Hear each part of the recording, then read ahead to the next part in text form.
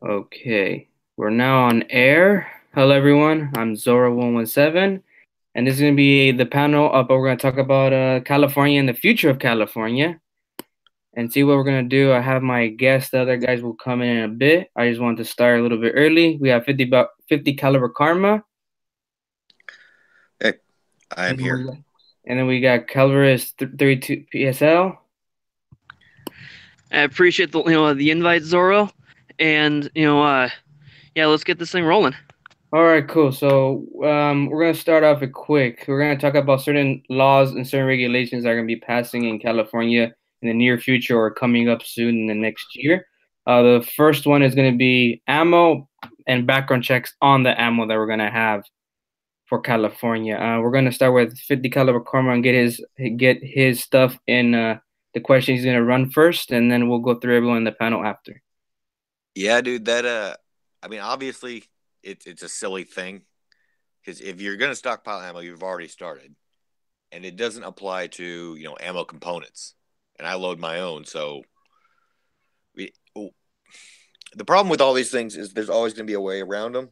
Like you'll be able to load your own, or you'll be able to manufacture whatever. And so the law-abiding people are they're gonna go and they're gonna get a card or whatever. Because I mean, if they do it with every single ammo purchase, that's just silly. But yeah, dude, it's disgusts me the whole matter.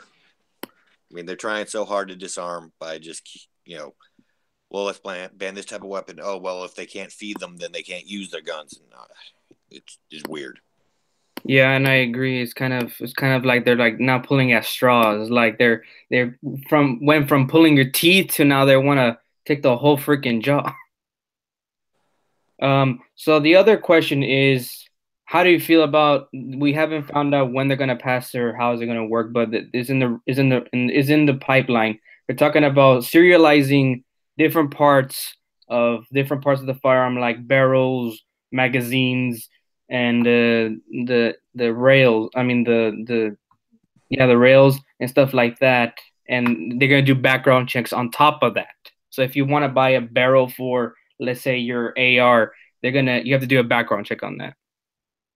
Well, that's just ridiculous. Once you have the gun together, what's the point of making you go through all that again to buy new parts? It doesn't magically become a more dangerous item because you switch out the magazine or the barrel or the stock or any of that jazz. Yeah, it's kind of crazy that they're going this far. I mean, I wouldn't put it against them to go this far, but it's like, okay, this is kind of getting over redundant now. Well, I think they're just throwing everything at the wall and seeing what sticks. Like anything, there's some guy up in Sacramento who's sitting there going, "How can we screw over anti-gun or gun owners today?" And then he runs up to his anti-gun masters and says, "Hey, I thought of this new stupid thing. Throw it at the wall and see if it sticks." Yeah, and I think that's probably they're doing that now. They've been doing that, but it just is interesting that the wording is so loose. Basically, a trigger that you want to buy can be serializing or do background check on a trigger, which is Yeah, wow. I And mean magazines that'd be the biggest thing because I mean you can run out right now and get a $10-15 magazine and running an entire DROS check for that would just be silly. You oh What would yeah, end up happening is people would want to save up their money and buy all their stuff at once so they can just do one check a year or whatever. oh yeah, and let me tell you, they haven't even figured out what they're gonna do with the ammo check and how they're gonna do the background check and how they're gonna figure out how to keep those in order. But yeah, so moving along over here, the other one is I've been hearing not in California, I've been hearing different states is how they're gonna regulate lead and and they're trying to figure out if they should regulate lead because how harmful and poisonous it is and how they can, I guess, do whatever the new regulations to either get rid of it or change it. How do you feel about that? So for reloaders, I'm trying to say. Oh, dude, that. Well, on the one hand, I am pro, not working with lead anymore because yeah, it's toxic and it's bad. On the other hand, it is cheap. It's useful for a lot of stuff, and if you handle it the right way, it's not dangerous. And it's not like we're going out and putting thousands of rounds into a river or a reservoir or something like that. You go to ranges or you go to places that have already been BLM land, Bureau of Land Management. You go to places that already have a million bullets, or where we know it's not going to leach out and affect everywhere around it. On the other hand, I am pro uh, polymers. I actually every day carry with a Ruger ARX ammunition. I'm trying to, I try to be environmentally conscious at least a little bit. You can't really help it being a Californian; it's sort of thrust upon you. And Yeah. so, I'm against using more lead, but I don't think that it should be a legally mandated thing that we stop using lead. Yeah, and I agree. I mean, if there isn't, if it's something comparable, like if they make something else that is, they could be saying they're useful as lead, but not as poisonous. I'm 100% on that on top of that, and they can make, and if they make it cheaper as lead, then go for the that's good. But the other thing is that this is one of the main points I want to go through is the future of California. How do you think about this primary? How do you think this is different about this primary? And can we in this primary at least win with some, like for instance, we have John Cox, I think that's his name, and if he wins, let's say the governor, can Republican? I know Republicans they can flop in their rhinos, but I'm just saying that as a straightforward example. Can we get out of this slump and this deep hole that they made us for us, or we made it for them with Yeah. this primary? If we win this one, let's just say out of Well, it wouldn't just be this one. It would be this one, and then the next one, and then the next one, and we'd slowly have to do, a turnover where it became. And I hate to say it, more Republican than Democrat because I'm a very staunch libertarian. But first we would have to dig ourselves out of one hole and maybe a little bit into the other, and then start working more. But it would take a long time to be able to get enough people in there who are friendly to us to start, to undo the bad that's been done. We could yeah. make that progress, but we have to be, steadfast in it and keep voting and keep doing what we can to educate our friends and family about why they should be voting pro-gun. Yeah, and I agree 100% on you on that.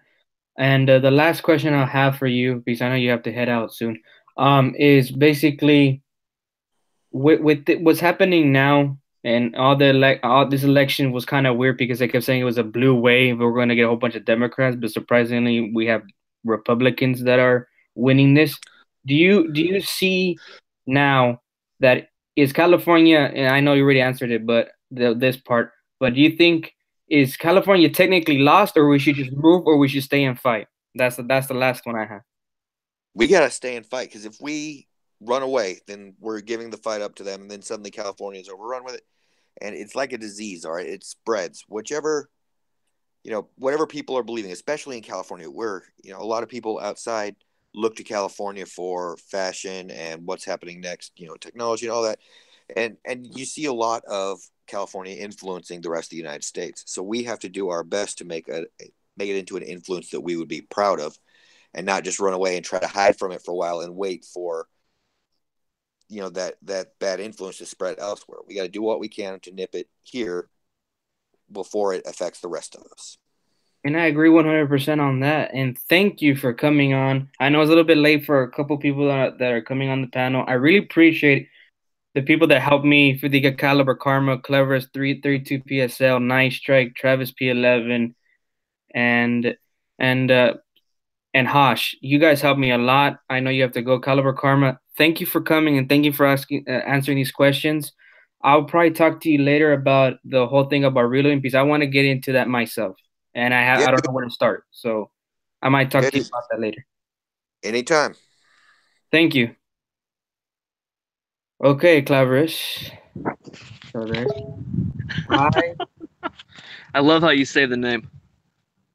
Yeah, I have 50 different ways of saying it. How do you say it? I don't want to sound mean. It's Calaveras. Calaveras. Okay, that's what I thought too, but my dyslexia is like, hette, huh. Okay. Yeah, imagine trying to learn how to spell that one as a kid. Oh, you did? What does it mean, Calaveras? No, that's the name of the county I'm from. Oh, okay. Oh, wow. Yeah, I kind of wrote into that one, didn't I? Yeah, but that's where we still had to learn how to spell it because that's where we had to learn how to write our addresses. So Yeah, mine's, thank God it's short. It's only 5 letters, but Anyways, so Travis P11, what's up, buddy? I Hey, know what's it's going late. on? I know it's late. I'm really sorry. No, I had some trouble getting joining in. Actually, I wasn't sure what was going on. It kept taking me to like a weight room, and it wasn't letting me join. So, no, man, we're doing good. I probably got about a half hour or so before I got to call it a night because I got to get up tomorrow morning. But yeah, man. But thank you for coming. I really appreciate it. Yeah, no problem, no problem.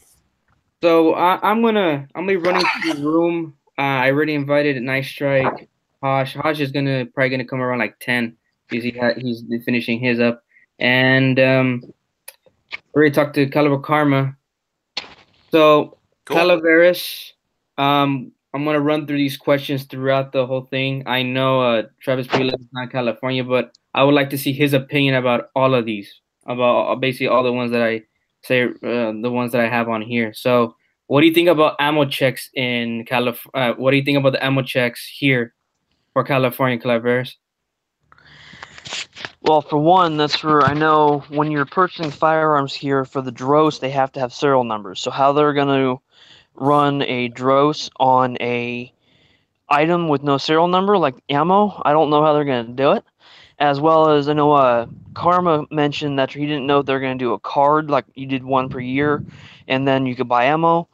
I've heard that, but I've also heard it being pushed where you have to do a different DROS every time you bought ammo as a means to try to make it cumbersome and expensive and everything else to buy ammo, trying to force people to not be able to buy. Which, in my opinion, the Second Amendment, which is so many people say, well, the Constitution gives us the rights. To me, it's the Constitution protects natural human rights from the government. So I think it's a total load of malarkey, to be honest. Sorry, I'm rambling. No, it's okay. Everything's fine. Yeah, I agree with you 100%. I don't know how they're gonna do it. It's gonna be kind of confusing, and I don't think they have the manpower to even deal with that in that sense. Just they can barely do with the gun purchases here, with background checks. They don't have the manpower, and that's the point. Yeah, and that is the problem. But yeah. So Travis P11, what do you think about California's ammo check, background check for ammo? Well, since they haven't completely eliminated firearms, they're going after the next most important thing, which is the ammo. A couple things about it. In the world of retail, they could set it up so it's just like buying a six-pack of beer. They punch in your driver's license number and they scan the product, and if you're old enough, you buy it. If not, you don't. I know you're talking about a serial number, but they can just make it where that UPC code. Well, you're talking about doing a background check, though. I don't know. They could have some provision put on their firearms checks that's set up for just ammo only. I'm sure they'll find a way to do it. I think it's ridiculous. I think it's pointless. A couple things. Are there any limits on reloading supplies? Because I would just get into reloading big time if that's the situation. I would just roll my own, dude. That I do not yet. Have to go. There is no Calaveras? There, as of right now, there is not. But that's where. So there is. That was not in the provision of the law where they wanted to start doing the ammo background checks. But that's because, the reloaders is actually a relatively small portion of shooters. I'm sure you guys are aware of that. Yeah. But if more people started moving to reloading, it wouldn't be long before these pinheads under the dome decided to start making restrictions where, you have to be a licensed pyrotechnician to buy gunpowder or something to make it more difficult. Since there are no restrictions on it, if I was living in California, I'd buy the biggest, baddest automated reloading machine I could get, and I'd reload thousands and thousands of rounds, because at that point, once it's all said and done, you could more or less break even versus going to the store to buy it, and you wouldn't have to wait in line to do the background check or pay a fee if there's going to be a fee to do that. Seriously, that's what I would do if I was living there. As much as I shoot, it would be worth it to get a decent reloading setup. But the other thing is, when they run this check, could you go buy yourself, say, a case of 1,000 rounds, and you just got to do one background check on it? That's where there's talk. I don't know the exact wording. Okay. But that's where I have heard that one of the provisions they were trying to add on as a amendment was limiting it to being able to only a certain number of rounds at a time. Like, say, a box of 20. would be the Yeah. most you could buy at any one time. Oh my God. They even sell boxes of 20. They're gonna have to like crack cases open in Walmart and put them in Ziploc bags when you check out. Because I mean, For critical defense comes in boxes of 25. for certain rifle rounds, it comes in box of 20. Oh yeah, But yeah. I was for thinking big handgun, ammo. it doesn't. Yeah, yeah. Unless it's only I handgun don't know. rounds I know that come in less than 50 are self-defense rounds. Yeah, this is true. Yep, yeah. Um, yeah, I mean, I think it's crazy. Yeah, so I wanted to ask you guys about the reloading. Now, isn't there a certain license you can get? Because I'm a big fan of daily shooters, so I actually keep up on a lot of California's gun laws, even though I don't live there. But it's still interesting to see what they do and what they deal with and how he explains it. I love his channel on YouTube. But isn't there some sort of a certificate you can get or a license where you can then have the ammo delivered to your house and you can bypass the background checks altogether? Yeah, an FFL. Oh, I thought there were some others because I keep seeing these videos popping up on YouTube on how to bypass it. CNR. Is it? I don't know. Is it? Well, that's for CNR. So that's what out of Connecticut. What's his name? Cycle Camp has CNR. It's like a low-level FFL, but that's in a lot of states. It allows you to do certain things. Here in California, if you have a CNR, you still have to transfer through a full-blown FFL. You still have to do your 10-day wait. You still have to do your DROS. You still have to do everything else. Yeah. So it's an additional license that does nothing. Yeah. I looked into it. I mean, when is this actually supposed to kick in, or has it already kicked in, or what's going on for you guys? Is it supposed to kick in July of this year or next year? I think it was supposed to be July of next year. I would have to double check it, but I think there is a lawsuit against it already, or a couple of them. Yeah, that's put it in the Firearms Coalition did one, and I think something California or some other one that has California in it. Rifle and pistol, maybe. Yeah. There you go. I think so. I think so. Hopefully they win because California version of NRA. Yeah, I just hope they win. The other question I have for people, starting with Calaveras, what do you think about your thoughts and opinion about how they want to serialize magazines, barrels, and basically everything on a firearm, and you do a background check? What do you think about that? Well, I know Karma made the comment about once it's already together, what difference does swapping a barrel make? See, that's where they're not going after the guys that are, swapping out barrels on an existing firearm primarily. They're going after the guys that did like what you and I did, Zorro, where we purchased one piece at a time and then assembled our own. Especially since, like myself, I started on 80% lower. That's what they're trying to stop, is guys doing that. And again, it's a giant steaming load. I'll try to keep it somewhat friendly language wise, but yeah, I'll just let it go with that. What about you, Travis? Yeah, it's gonna make. I mean, if there's any manufacturers that even want to invest the time or the money, I mean, I don't even see that. Especially for one state and one market of demand, I don't see any major manufacturer tooling up to do that. And that's what it's going to do. It's going to basically end a supply of firearms going to the general public, and then over time, they're just going to try to take them out of people's hands by rules and regulations and things like this, like the micro stamping and stamping of the barrels and the magazines with the serial number. I mean, that's not even. I don't even know of any companies. I mean, it's not even really feasible, Well, no, I take that back. I mean, like on my Mosin Nagant, I've got the serial number on like the magazine, the bottom of the magazine plate, the stock, the bolt, the receiver. You got matching numbers all the way through, but that was kind of a World War II thing, so I don't know. Yeah, I was going to say that's for like the Luger P08 because they were such tight tolerance, hand fit things. Oh, yeah. Every part had a serial number on it because they had to be matching numbers, otherwise they jammed really bad because they didn't fit properly. So you get down into, the Dan Wessons and the really, really expensive high-end hand-fitted guns because they're the only ones, a $3,000 1911 or whatnot would be the only thing that they would bother putting that kind of work into. Yeah. And again, that's just going to weed them out of the hands of everybody as they keep increasing. Because when you put those regulations on and then you cut off a supply of guns because they don't meet those regulations, over time, those guns are going to eventually disappear. And I mean, unfortunately, that's not going to fix the problem. It's not going to fix the criminals from getting their guns from south of the border or from the black market or just straight up theft, you know? Oh Oh yeah. yeah, there's been more than one cop car that's been broken into and all the firearms stolen out of it. Oh yeah, yeah. Or they'll do, you know, some high profile breaking into gun stores and things like that. I mean, we've even had that happen they've up here already in done that. Nebraska. So yeah, yeah. I mean, and again, it's just regulations on the person that's the law abiding citizen. So Exactly. There's a gun store here in Sacramento. They moved locations because the owner of the strip mall that they were in wouldn't let them do upgrades because they had, now the new location they've got cement, and steel pylons in front of the building. Oh yeah. Because one of the other stores, they didn't get hit, but one of the other stores, someone actually, backed a pickup through the front wall, and then stole all the guns out of it, and drove away. Oh man.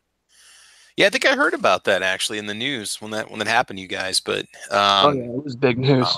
They it's stole crazy like stuff, dude. 70 guns or something. The thing is, in my opinion, it's the same thing like the background check. They're trying to dwindle. They're trying to dwindle us by hitting it where it hurts. We're basically ammo and parts. The only difference is that with the firearm parts, we either will be slowly going down Deerfield, Illinois. I think it's Illinois route of Yeah. of getting rid of quote unquote assault weapons, even though there's not any at all. But that like an AR, they assume an AR is an assault rifle. But anyways, they're trying to emulating that. But the thing is that it's so hard for them to do it because there's going to be lawsuits on every corner of it that I would like to see how it will end, because if for instance the ammo background check gets thrown out, we won that hopefully, and they'll probably look at the same thing as the firearms thing because it's kind of redundant. It's like grasping at straws. Like, which finger would you like to get cut off next? The thumb, index finger, your ring finger, your middle finger? Which one? Well, that's also why they're doing it parts and then ammo and then this.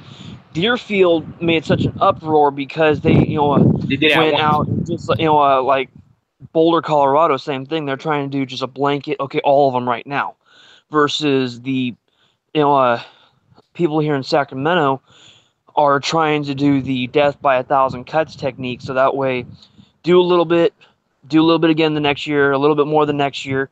So that way it happens slowly over time. And those who aren't active in the community don't even realize they're losing their rights until they're basically gone. Yeah, and that's what it's like. It's like the term, you're gonna boil a frog, you boil it slow. Because Never heard that. Is being boiled alive.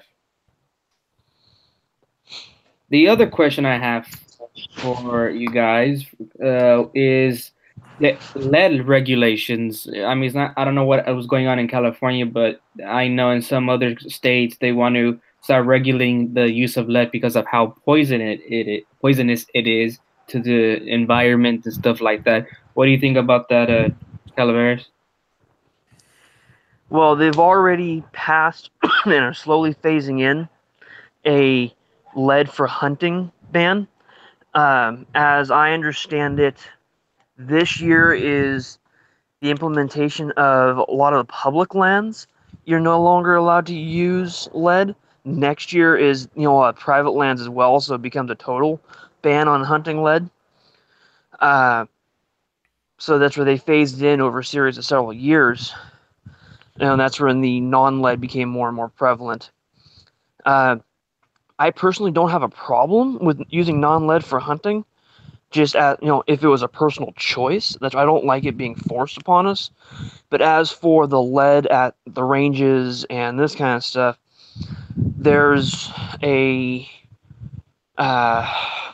indoor range I focus on Northern California because that's where I'm at. In Sacramento, that they are tried to shut down. I don't think they were successful because they were able to get an injunction, to prove that the tests were bogus. but they were doing soil tests in the neighborhood around the building and trying to prove that there was higher concentration of lead than trying to tie it back to, oh, it's because it's coming through the vent system of the range over there and trying to get it shut down that way. So if it's starting with that, it will continue to spread if it's allowed to. Yeah, I so far as I did not know that part. But thank you for letting me know about that one because I had no clue. I mean, yeah, if they had another alternative to get, something that's not poisonous, I'm all for it. But the thing is, imagine how expensive that would be. Travis P11, what do you think, my friend? Yeah, I had a chance to talk to Fort Scott Munitions at the Tulsa Arms Show, and they manufacture completely lead-free ammunition. You're basically looking at an ammo price. I'm looking at 9mm right now. It's about double. It's about $21.99 a box versus your standard target ammo. I mean, so yeah, you're going to be paying basically double for that same box of 50. And the thing is, even in Nebraska, we have there are some regulations, areas that you're not allowed to hunt with lead for your waterfowl, upland game birds, stuff like that, on certain kinds of land. But I mean, you guys have so much more population density, and you might have a lot more shooters than us. So I can understand where if there's high levels of lead that are popping up in certain areas or in the groundwater, there's big hunting areas where there's lead poisoning going on in the environment. I mean, yeah, I mean, I don't like having to change things, but at the same time, we also need to be responsible, shooters, outdoorsmen, gamesmen, and make sure that we don't destroy the environment so future generations can enjoy it. I'm not trying to go all eco warrior, but at the same time, you got to do a little bit if possible. But I don't know. I'd like to see some studies that say that this really does show that this is a problem, that there's really lead issues in California.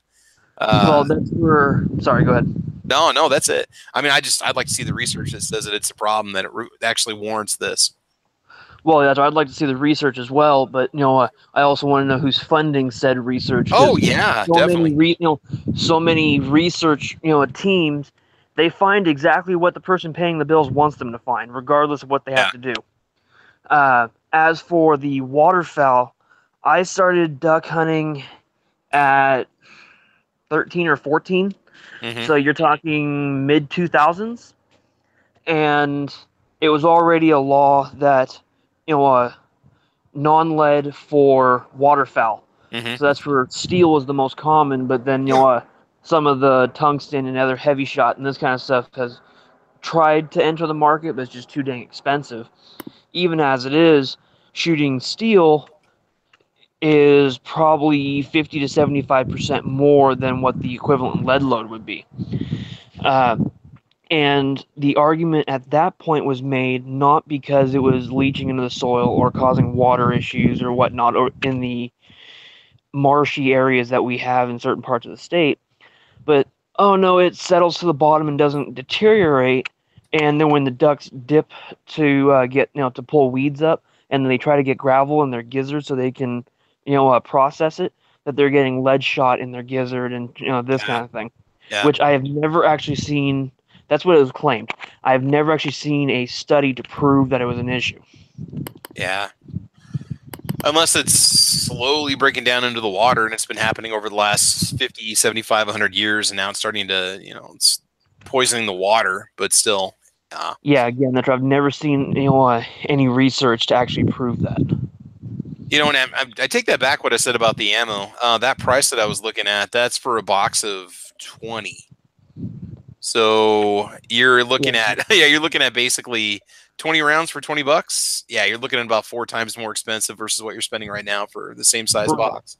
That's where, because you have a 9mm. I don't own any 9mm as of yet.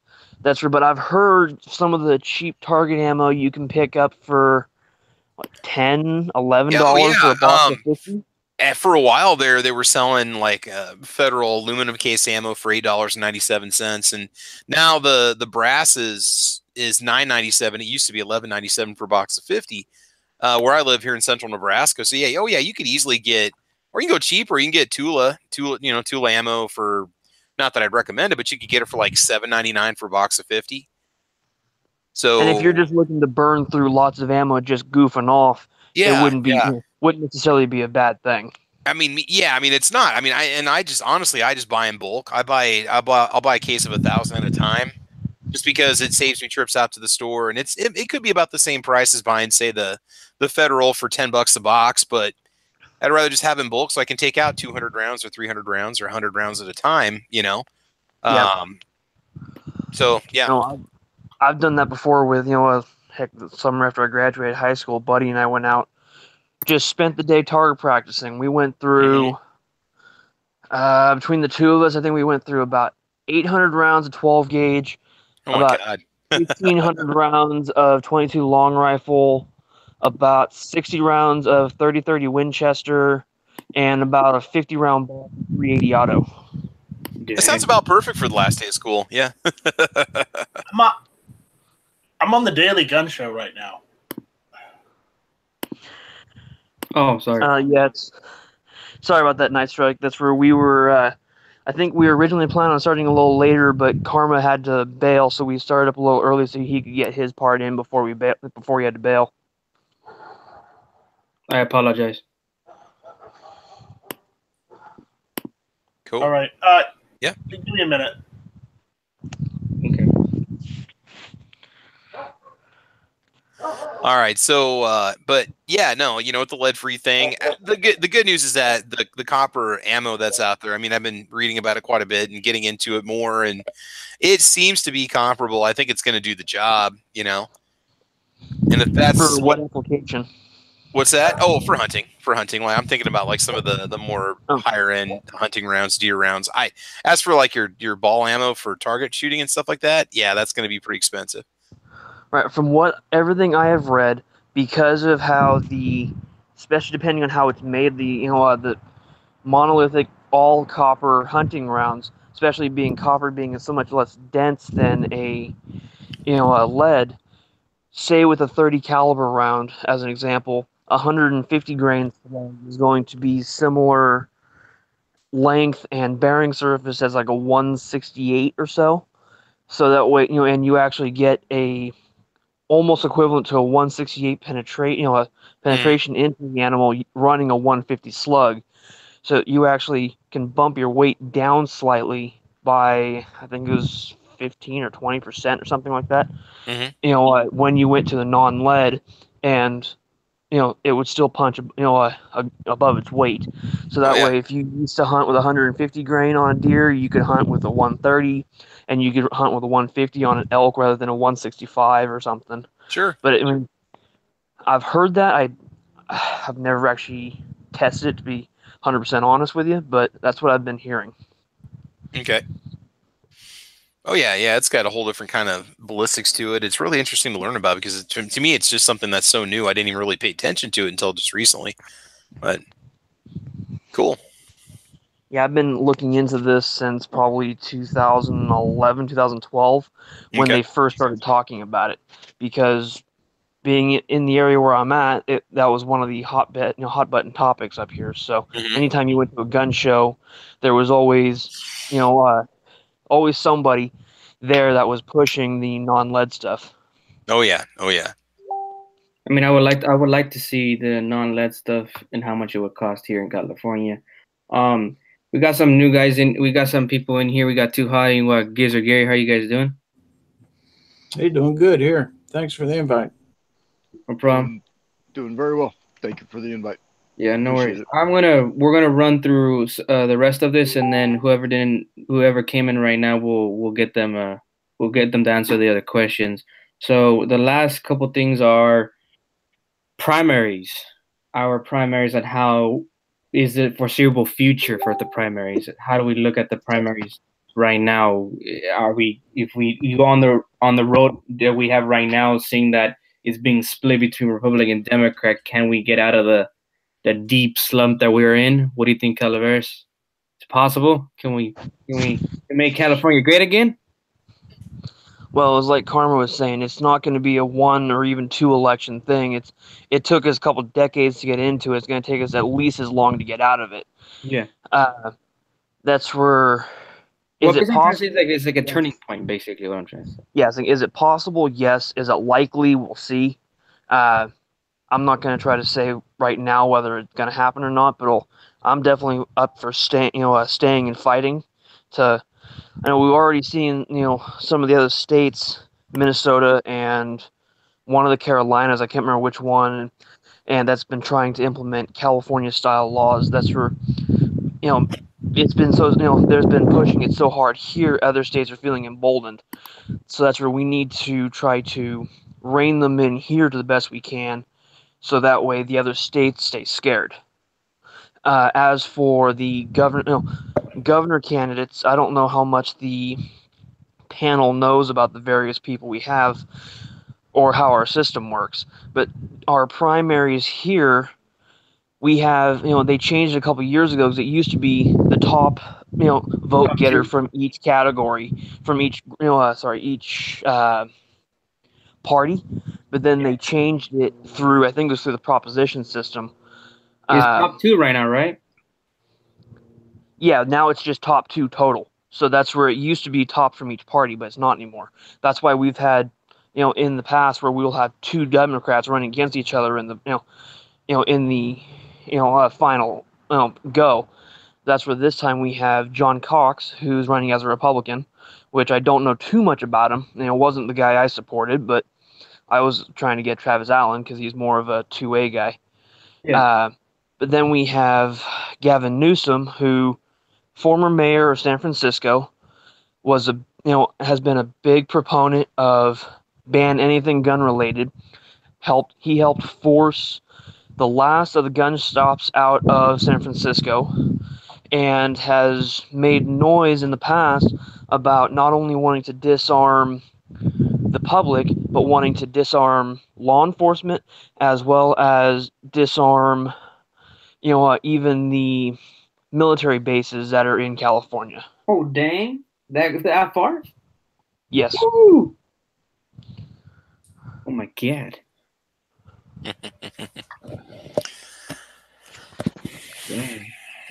Yeah. Well, I want you guys to know if all else fails, we got plenty of room out here in Nebraska for you, and we've got pretty lax gun laws. You're more than welcome to come on out here in Homestead and throw down some property and put up a log cabin. And oh, you have no idea how tempting that is, especially after hearing about your guys' hunting seasons. When I was talking with Sam.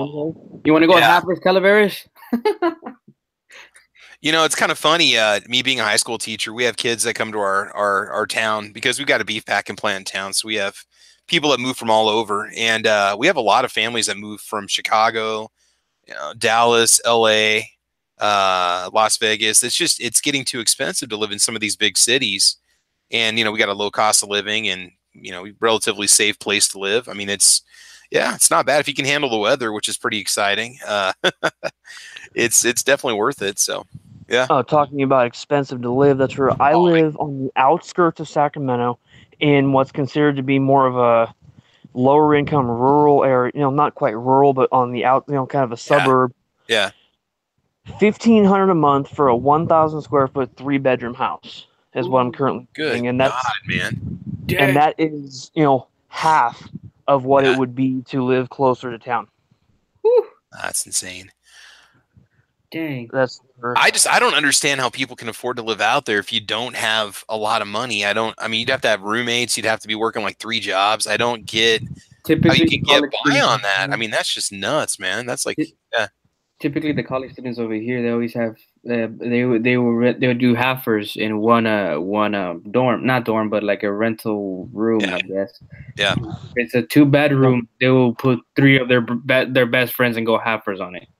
Oh man. See, just kind of talking about property real quick. I know you want to get away from this, but in Nebraska, you could get yourself a huge, awesome, amazing home for about $375,000.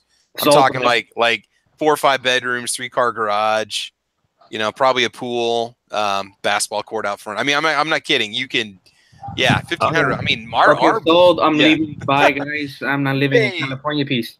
Our house was $125,000. We pay about $900 a month, and that's for the house payment, $200 a month for insurance, $200 a month for homeowners insurance and property tax. So yeah, that's true. You guys might want to sit down for this one. My folks have rental properties in Santa Cruz, which is, a 2-bedroom house, about 800 square feet, and it goes for about $2,200 a month. Oh, man. My Hey, God. don't forget, you guys can always move south to Kansas too, so you guys can give Gary some love too. He might need somebody moving in his neighborhood. So Heck yeah. you guys got plenty of room out there once you get west of like No, Wichita the and good part is Joliet. getting out of. You We can don't go see buy all the California guns you mountains. want Good. too, man. Okay, you guys were all over each other. We couldn't understand that. Go ahead, Gary. I just said, come on. I said, we got all the guns you want. Come Constitutional on. carry. Constitutional carry. You bet. Oh, Yeah, there's another topic right there. Midwest is best, man. Concealed carry. Nice. What I was saying was like, as long as we get out of the California mountains and we don't see it, we're good. Anything away from that, it's good. oh yeah.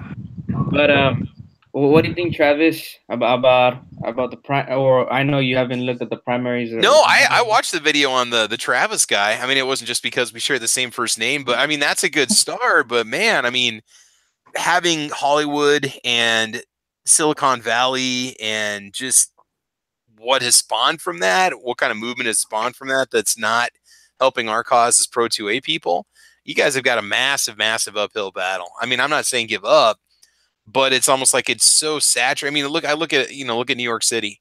It's the same kind of situation there with trying to own firearms and the hoops you got to go through and not being able to get a concealed carry permit unless you're law enforcement or a business owner, Yeah, I mean, I would just say don't give up, don't quit, and I hate to see, people give up and leave, but it's like, at one point, do you want to enjoy your personal freedom? Putting up with that, spend your lifetime trying to fight it, and you can't make a change, or you just want to bail and live the rest of your life and enjoy, Yeah. It feels safe, man, We are only on this earth for an undetermined amount of time, so I mean, do you want to spend that fighting an unwinnable battle, or do you want to possibly pack up and move somewhere where you can enjoy your freedoms, you can enjoy your life and not be ostracized because of it? I'll tell you, man, I took a PS90 to the range last weekend. It was freaking amazing. I highly recommend that day. 50-round magazines, guys. Oh. Yeah, I understand we actually can get the PS90s here in California with certain, 10-round magazine and the 16-inch plus barrel, this kind of thing. Yeah. Which seems like kind of a neutered version of that particular firearm, in my opinion.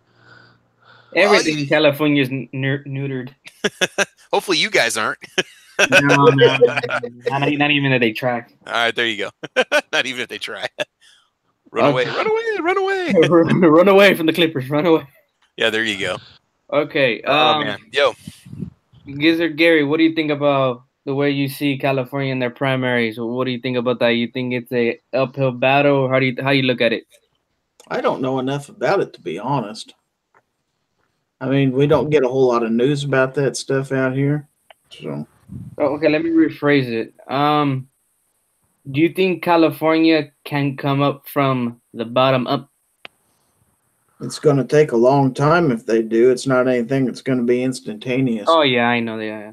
I mean, that would be tough, and you'd have to do it from within, and you'd have to be very, very patient because you're going to have a lot of defeats before you start having victories. So it all depends on, whether you want to be 50 or 60 years old before you see the results of this labor. It may or may not be worth it to you. And that is true. Yeah. Well, what do you think, too, Adi?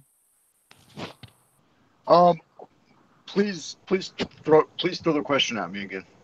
Okay, I have to rephrase it, but do you think it's possible for California, and maybe not now, but as we go on forward, to go from the bottom up? So get back to, like, let's say, having firearms that we didn't have, taking the roster up, blah, blah, blah, stuff like that. So, like, do you think it's possible to go to pro-gun, like you said? Is it possible for California to become pro-gun, more pro-gun? For them to move more towards pro-gun, pro-freedom? Yes, it's possible. Yes, it's possible. But like Gizzard said, it's not something that's going to happen overnight. It's not something that's going to happen with voting one certain guy into office. It's gonna be a systematic thing, and it's gonna. I mean, best case scenario, if everything goes right, the way I see things, and dude, I'm no freaking expert. I'm no expert on anything. I just run my freaking mouth.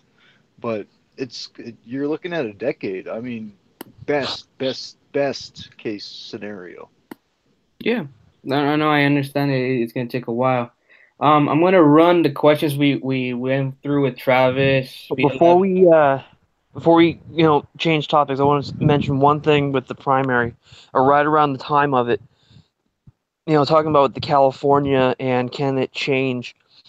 There, successfully was able to get onto the November ballot through an initiative process and signatures by valid, voters. Where it would split California into 3 separate states.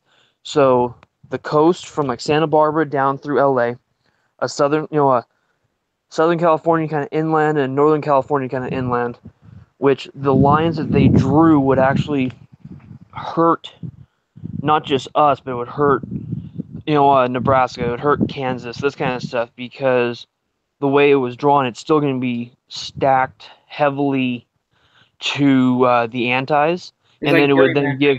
splitting California. And then Sorry. It's like gerrymandering, but splitting California. Yes, but then it would give us basically it would give the anti-gunners 6 votes in the federal Senate versus the 2. absolutely. That's because of how they wanted to draw the lines, where San Francisco Bay Area would still be a part of the northern, so they would have enough population to make that state still go blue, versus and the Central Valley would still have Bakersfield and a few of the others make it go blue, and the coast obviously is bright blue. If it had been drawn so that maybe Sacramento was a part of northern, but the Bay Area was not, that could have been a red state, which would then help counteract the other ones a little bit. You'll balance But it the out. way they were drawing it, essentially, it would be given the anti 6 votes to the Senate, not 2.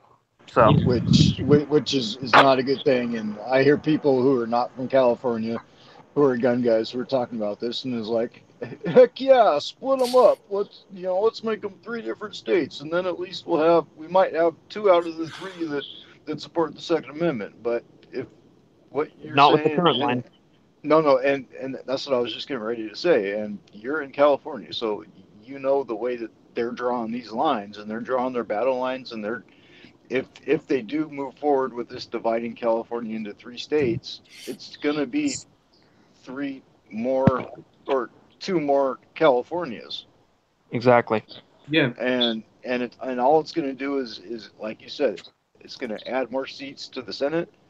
It's going to add more seats to Congress, and we all know that the House is still based on population. So by splitting it into 3, I don't know if it will change the House that much, but it would definitely, change the Senate.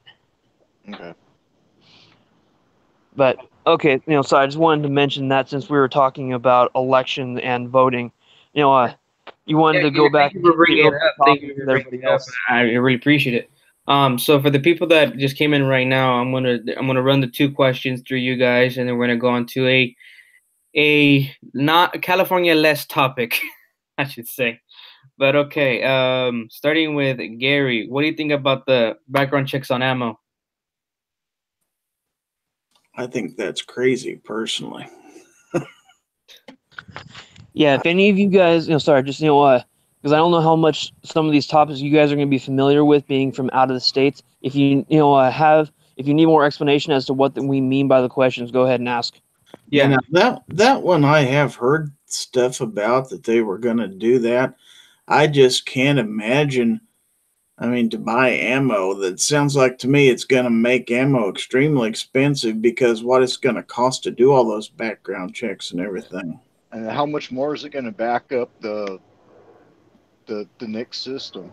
Oh yeah, it's gonna back it up to a point that every time someone goes in to buy a single box of 9mm, they're going to run a background check, and they're going to have somebody call it in and do this and do that, and yeah. Yeah, it's making a problem in itself worse. Okay, so the next one is serializing and doing background checks on magazines, barrels, basically anything that goes on a firearm, doing a background check on that. Gary, what do you think about that? So Yeah, on any questions? individual parts, you mean, basically? Yeah, like magazines, you have to put a serialize it, the barrel, the slide, It's the trigger. ridiculous.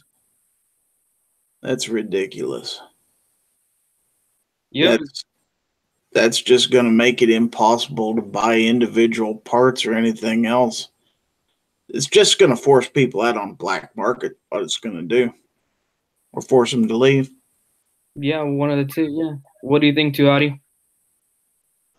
Am I shooting off of this last question, or am I Oh going yeah, with this the? one. This one is about serializing firearm parts like magazines, barrels, slides, anything that go like triggers. Doing serializing and doing a background check on all of it when you buy something. All right, I think it's ridiculous. Of course, I mean, we all know that if you're buying a freaking AR-15, the only serialized part is the lower. That's the way it should be.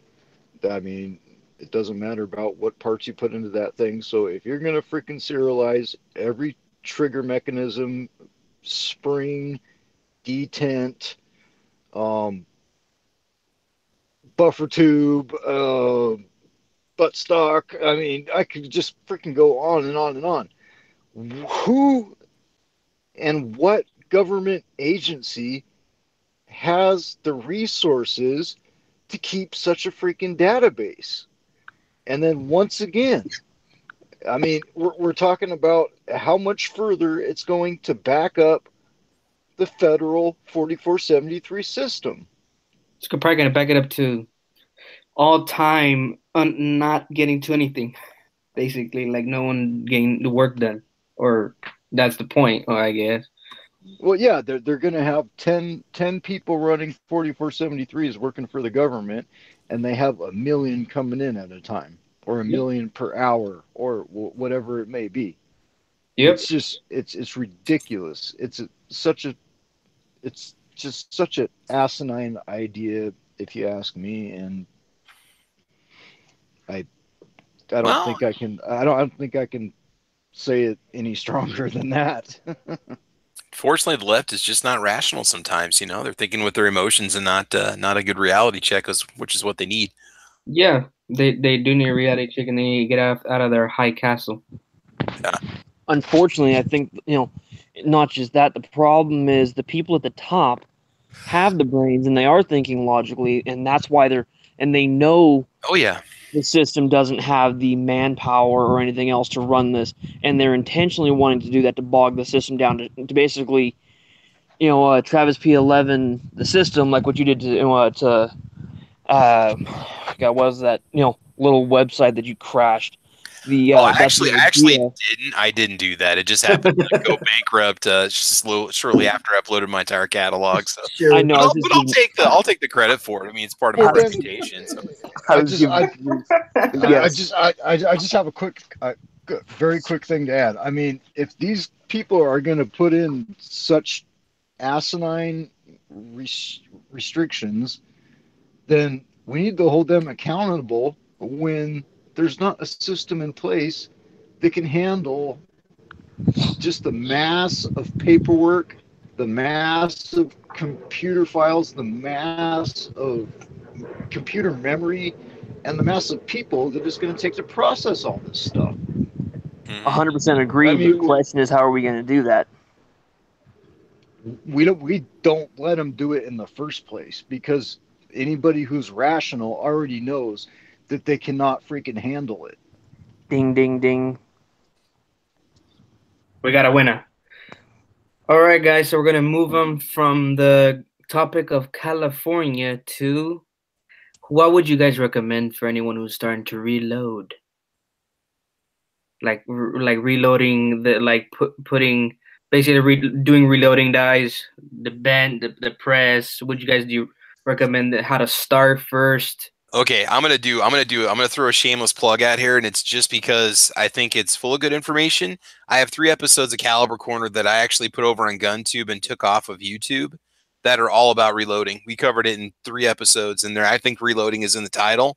We talk about the presses, we talk about the dies, we talk about the powders, the primers, all the different tools and items and accessories you're going to need. I mean, you can get into it with very simple hand loaders. You can spend whatever you want to spend. I mean, Hornady makes their own, reloading presses. Lyman, RCBS. I don't know. I guess you could kind of ask around on the gun channels community. Dylan. Yeah. I mean, if you want to go back, you can look up the Reloaders bench on GunChannels. And yeah, definitely. That's something Foo started a while back, and we haven't been doing a great job at keeping up on it. But I mean, we all have lives and we all get busy at times, but there are many great episodes there that go over exactly the questions that you were asking. And Clover has some pretty good on his website where lists out, it's not just videos but articles you can read about what he suggests. I know his thing is there's a progressive a turret press that you can get that's not too expensive, that you can pull the progressive portion out of it and run it as a single stage if you're just learning. Myself personally, because I'm more of I'm not into it for reloading by volume. For me, it's relaxing. I'll sit down, turn the radio on, and it may take me an hour to chunk out 10 rounds, but it's just me chilling out, kind of tuning out the world.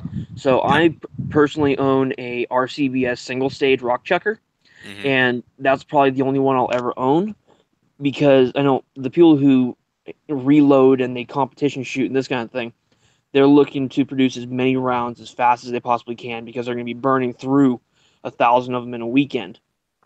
So it really kind of depends on, do you want a high volume, reload? Do you want a slow, very precision reload? Do you want something in between? You're going to have to try to figure out what you're looking at, Zorro.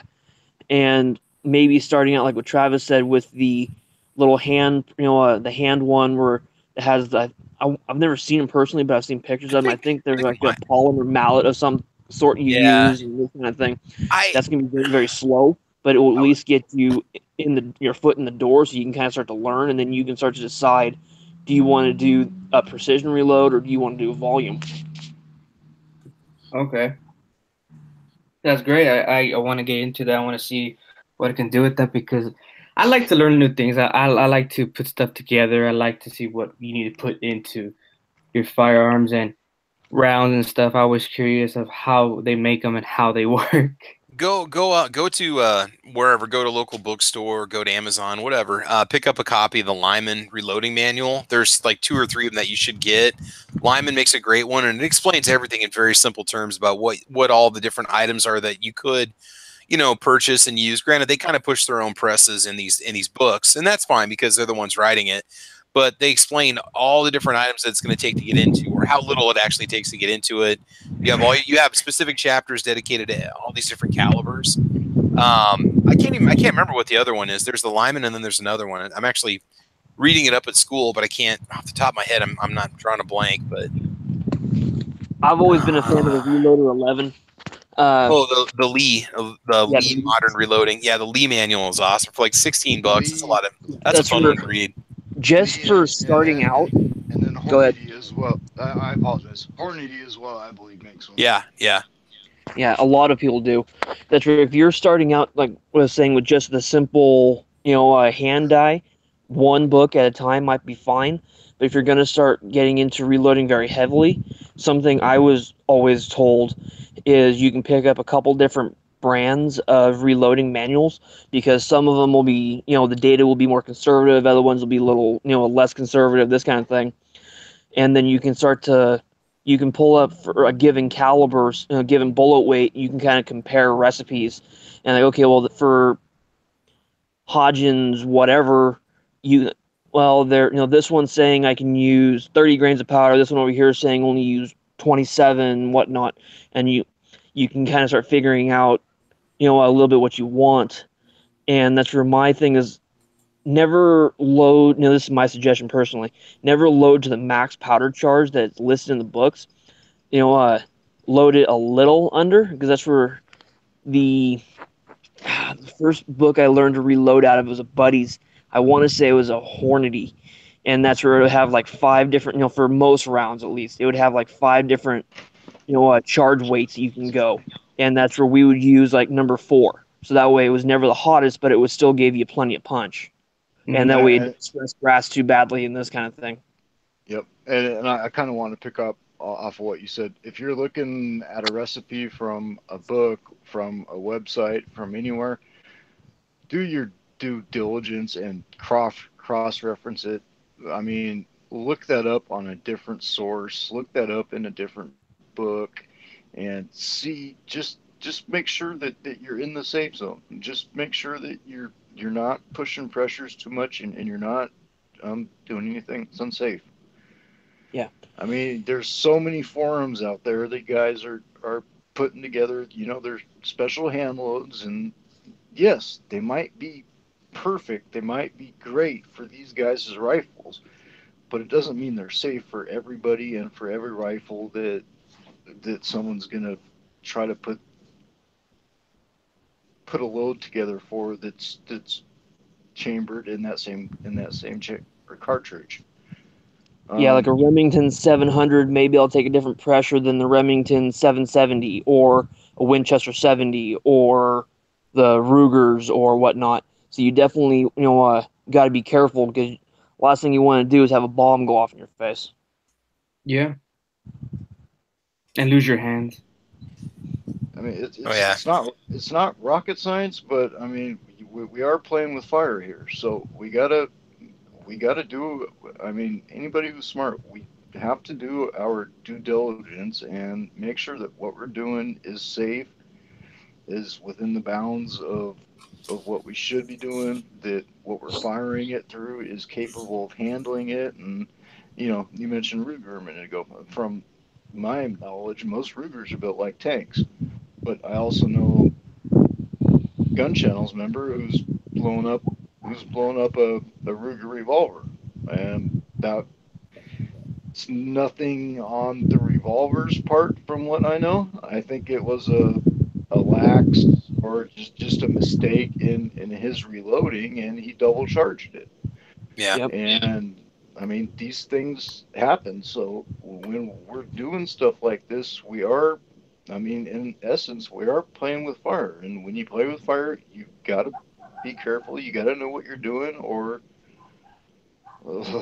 like they say, you're liable to get burned. And that's where, when you're working on load, especially if if you're new to it, I'd say, get on, maybe you can get on a private chat with somebody or something where, and they can start showing you, through the video camera, you can show certain things where, what a flattened primer looks like, what kind of fatigue looks like. I know a little bit, but not enough to give you a full blown course. I could give you a basics, but that's where it sounds like Too Hot. He could probably give you more. Peel, Travis might be able to give you a little more. There's Travis, definitely. Travis probably could. I couldn't because I started reloading a while back and I did some 223 stuff, and I was, I mean, even at the low end of what my Lyman book told me, I was still flattening primers, and Yeah. I got to a point where it was just like, okay, I don't know exactly what the hell is going on here, so I got to get a second scale, and I got to be sure that I'm weighing the stuff correctly, and then after Yep. weighing it correctly, I'm double checking it and making sure that it's coming out the same on both scales before I'm comfortable going any further. Because if I'm flattening primers at what Lyman says is on the low end, then either I'm freaking doing something wrong, either I'm seating bullets too deep or something like that, even though I'm coming out at the right overall length as far as I'm understanding things. Hmm. Yeah. But I it still was enough to give me pause, and it's Which something is that it's something that I gotta I gotta get over, and I gotta figure out. I gotta kind of dismantle everything that has been going on and figure out what exactly was causing that. Yeah, as I understand it, with like a heavy for caliber slug, like I have some Hornady AMAX 75 grain for 223 sitting in the house right now. Because that's such a long slug for a 223 case, to get it to the right overall length, you've got a lot more slug down in that case neck than normal. So it means you've got less volume for powder. And if you put the same powder load in as you would for a 55 grain, now it's compressed and you're going to cause a pressure spike. And it's an exponential pressure increase at that point, not a linear.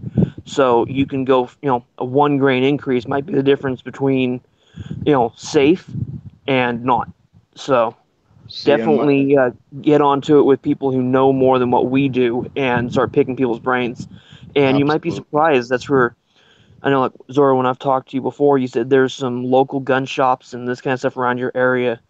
It might be worth I know you're really busy with school and whatnot, but if you can go spend an hour or two There's a in couple one of guys these that shops, especially reload there. There's a couple guys that do stuff. yeah, If I ask that for you're going there, and you can sometimes you can find the old guy in the corner that's not even necessarily an employee, but the that is a customer that's looking through the reloading supplies, that you can sometimes pick their brains and pick up a few things. And anybody is a potential source of information. Just don't take anything for gospel. You have to double check things. yeah. I would say get over to GunChannels and maybe message Foos or Squib and say, hey, can we do a hangout? It's obviously not public on YouTube, but I've got the reloading stuff. Can you walk me through step by step what I need to do? And those guys would be more than happy to help you. There's a lot of good resources over there that can work with you. Yeah, that would be cool. I'm probably gonna do that. Thank you for Yeah, that. just get your bench set up, get the stuff that you need or think you need, or just send an email and say, hey, like I said, gunchannels.com, man, it's a great place to meet up with people that have a lot of knowledge, especially with things like reloading. A lot of these guys have been reloading for a long time. So I have two more questions I want to ask you. This is off the topic of California and stuff. One is, what would you recommend someone that's start hunting? What rifle do you guys say, you know what? I advise you to get this one as your first hunting rifle to start hunting. I'm gonna be on. We had that question that just came up on Sunday in Caliber Corner. All I'm gonna say is, first of all, you gotta know, these are the three questions I asked at the beginning of the podcast. What are you hunting for? What kind of gun are you allowed to hunt that game with? And what kind of terrain are you going to be out in? Like, is it going to be realistic to have something with like a big box fed mag, or do you want a bolt action? Do you want a semi-automatic? You answer those three questions, you can pretty much narrow it down to whatever you want. I mean, a lot of guys could argue and say, well, a nice 308 bolt action would take any game in North America. But if you're coyote hunting and you want the pelts, or you're squirrel hunting, that's going to be overkill, or might even be illegal in the state that you're in. Mm-hmm. It is hard to just specify one particular type of, because you might have to reach out past 300 or 400 yards, and at that point, your AK-47 round is going to really suffer if you think you're going to use that. Think you're going to use an SKS. I don't know. It's really a hard question to. I would say, look at a certain line of rifle, like say the Ruger Americans or the Mossberg Patriot rifles or the Savage Axis line, because they have multiple calibers to choose from. Those would be good companies to start with, and then figure out what you want to hunt. And then after that, you would pick out whatever caliber you think is going to take out whatever you need. Okay. Yeah, I did something similar. Yeah. I did something similar here this last year for my girlfriend, because she was getting her first hunting rifle, her first rifle, period. She had shot, she may have shot 243 at one point. She had, I know she had shot 223, a variety of other rifles, and she bird hunts with a 12 gauge, so I knew recoil wasn't a huge issue. But that's really, like, when I was going through it with her, I was taking her into the store multiple times so she could handle different firearms, to start feeling the weight and balance, this kind of stuff. But then I was explaining to her because I was using, because I deer hunt, and she wants to join me. I want to do some elk and this kind of stuff as well. So we got talking about it, and she would like to join. So I was giving her the rundown of, like, one of her good friends uses a 243. So I was giving her, roughly, all right, well, on a deer, your kill zone with the 243 is going to be a basketball because that's the size of the heart-lung area. But if you're shooting at something bigger, say an elk, you might have to be a little more precise, and now you're shooting at a volleyball, or a moose, now you're shooting at a softball because Yeah. of what the round's capable of. But then if you're bumping up to a 308, now your potential target zone is a little bit bigger because of the energy difference, but then you're still limited by certain ranges and your own skill. So there's a lot of questions you have to ask people to start figuring out what it is they're planning on doing with it, what kind of familiarity do they have, and kind of start, because there is no one-size-fits-all answer. You have to kind of figure out that particular person, and then I didn't tell her, you need this. I was trying to educate her so she could kind of start to pick, and she ended up going with a Savage Axis in 308. Something simple, budget-friendly. It was like $110 with a cheap scope on it, and but it was a good to go for getting her started, and she could start to learn about rifles. But it was still plenty of punch to take pretty much anything she'd ever want to out to 300 yards. Because until even at 100 yards, she needs practice because she hasn't shot rifles much. So that's and it's still relatively affordable to shoot. So that's the kind of those are some of the questions you have to ask, because that's some of the information you have to figure out before you can give people any kind of valid advice. Okay. Okay. Cool. Thank you. You've been pretty quiet over there, Gizzard. Yeah, well, I don't hunt with a rifle. Never have. So, and I've never reloaded, so the last two questions are kind of out of my league. No, but you may have you may have some valid questions for the for us that bring up information points that we didn't think about. So even though you don't have experience with it, if you have any questions, that might be useful too. Yeah, as for reloading goes, you probably need to shoot a lot more often than I do for it to be worth your while, to be honest. Yes, and that's for if you're not shooting a lot. Caliber. Yeah, that's like my lever action 32 Winchester Special. Box of 20 rounds, I'm looking at $40 to $45 a box for 20. So that round reloading becomes very, cost effective because it doesn't use that much powder, and the slugs are still relatively cheap. But now if you're trying to reload a 223, the round, especially if you're not going for the pit the ace at 900 yards type accuracy, and you're just going 100 yards, and the pie plate's good enough, then your factory ammo is going to be plenty sufficient, and it's not worth reloading it. So it really kind of depends on when talking about how much is it worth, it kind of depends what caliber you're looking at and what you're planning on doing with it. It also depends on how much free time you have on your hands. Yes, that's true. Okay, the last question I have for you guys is, what is your dream gun? Oh man. What's your dream gun? It doesn't matter how much it costs. It doesn't matter anything. What is your dream gun that if you had it, you had everything set up and you can get it, which one would it be? And we have an unlimited supply of ammo. An unlimited supply. Everything's unlimited. any boundaries is unbroken. It's just okay. Infinite, man, infinite. Which one? Which one firearm would you say? You know what? I want that one if I had to choose. Wow, that's a man. I needed a heads up on this one, dude, because it's like I just made it up right now. Because usually you don't throw the ammo in there. Okay, since ammo, lifetime supply of ammo as much as we need is in there. Freaking minigun, dude.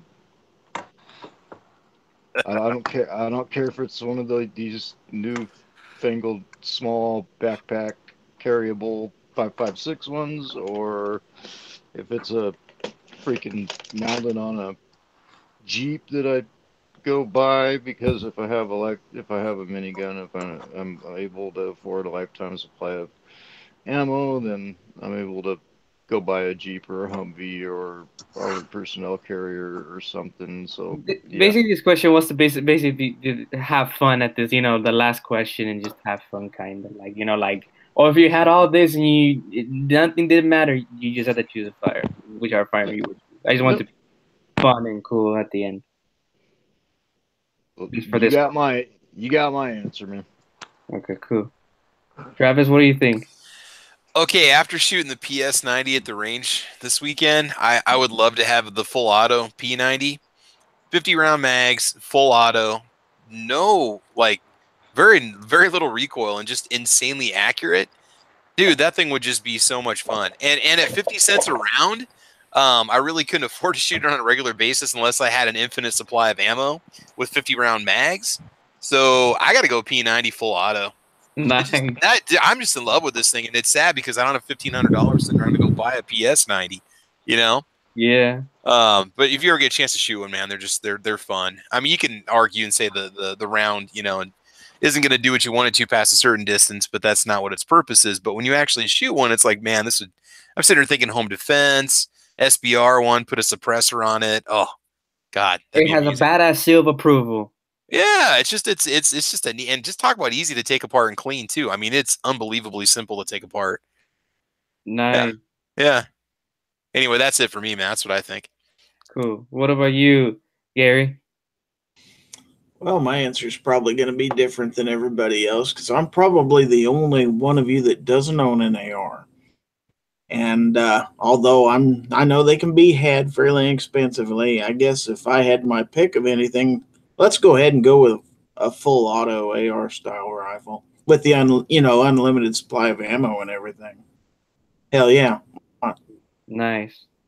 See, like this question I want it to be funny, like whatever, it doesn't matter, nothing. It's just like, what is your dream gun that you want in your head? But I know reality is impossible. But it's a cool question to have. What do you think, Clevers?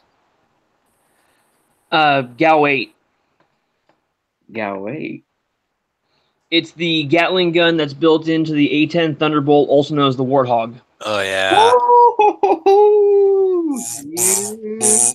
Yeah, so that's all you hear, and then you see the bodies drop. Right. What bodies? Watch videos on that thing, man. It's friggin' amazing. Yeah, that's Travis. What bodies? What? Yeah, no, there's that. It's already, yeah. Yeah. It is kind of mini. It is kind of minigun like, though, is it not? Yeah, I mean, the thing is just awesome. I didn't even think about that. Now, if you could just get that in a portable version, that would just be, like you said, minigun, but that thing shoots so insanely fast. Oh my God. Nice. And then there's the new 5.56 version of it, and you got your backpack full of just linked ammo, and yeah. Oh, yeah, that's where I would probably take something along the lines of like a Bradley fighting vehicle or a Striker or something, mounted on a turret on the roof, and good to go. Nice. You're not gonna hear the one I have is anyone who's played this certain game. I want a, what is that one from Halo? Is a laser? You shoot it.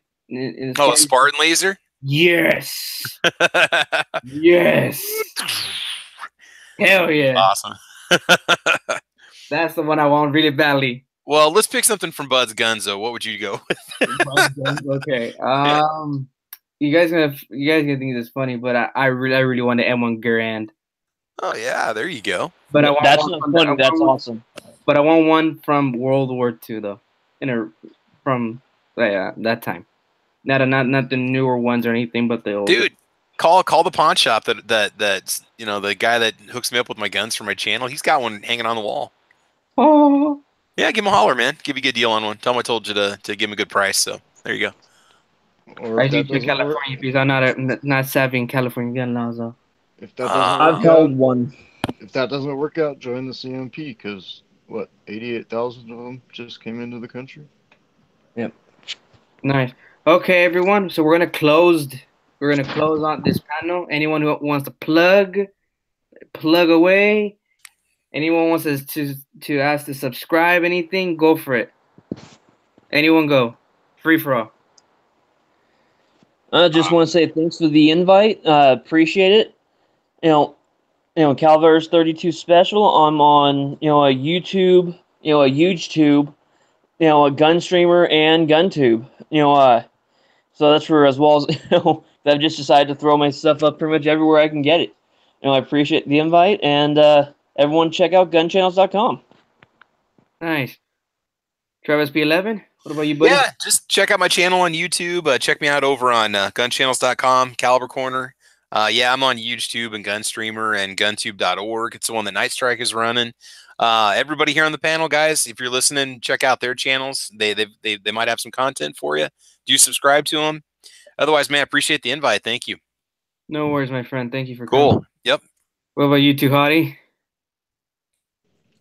First of all, I'll just say thank you for the invite, Zorro. Appreciate it, man. Other than that, GunChannels.com, of course, it's where all of us met each other, and it's where we continue to form these friendships and and maintain them. And every day we're meeting somebody new, and we're bringing somebody else into the community. We got GunTube.org, which is Night Strike's deal. Jump over there, check that out. And other than that, I'm pretty easy, man. I'm TooHottie206 on Instagram, mainly doing reposting. And every once in a while, you'll see an original piece of artwork from me come up. But, that's about it. Thank you all. Cool. Gizzard Gary, what about you, brother? Well, I'd like to promote my YouTube channel, Gizzard Gary. My website is gizzardgary.com. Has links to all my social media accounts. Also, I'll throw out the normal join GunChannels.com. It's a great place to be. GunTube.org, and then a special shout out to C4 Defense, Sarge. Good channel. And Zorro117. Thank you, my friend. So thank you guys for coming. I want you guys to go to GunChannels, go to GunTube, support your 2A communities. Subscribe to Travis B11, to Hottie, Gizzard Gary, Clever's 32 PSL, Night Strike, 50 Caliber Karma, and Nahash. Those guys are great. Recommend them. And remember, the fox, something fox in the hand. I got nothing. I don't know. Okay, bye, guys. Shall not be infringed. Shall not be infringed.